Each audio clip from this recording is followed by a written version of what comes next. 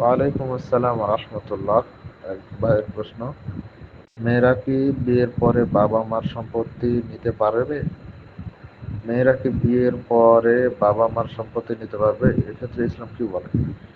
মেয়েরা বিয়ের পর পরই নিবে এমনটা নয়, বরঞ্চ ইসলাম তাদেরকে অংশীদারিত্ব দিয়েছে। তারা অংশীদার হবে যখন মেয়ের বাবা বা বা মেয়ের মা, যার নামে সম্পত্তিগুলো লেখা আছে, তিনি মারা গেলে তখন সেটা বন্টন হবে। সেক্ষেত্রে তিনি অংশীদার হবেন, তিনি পাবেন।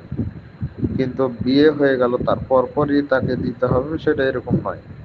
যদি তিনি মারা যান, মেয়েটাই যদি মারা যায়, তাহলে তো মেয়ের পরবর্তী সন্তানাদি তারা তো ওয়ারিশ হিসেবে পাবে না।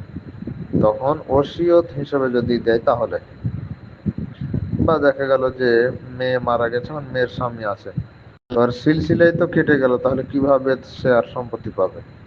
তা এজন্য ভাগ বন্টনের বিষয়গুলো আগে নয়। সম্পত্তির মালিক যিনি, তিনি যখন মারা যাবেন তারপরে এটার ভাগ হবে।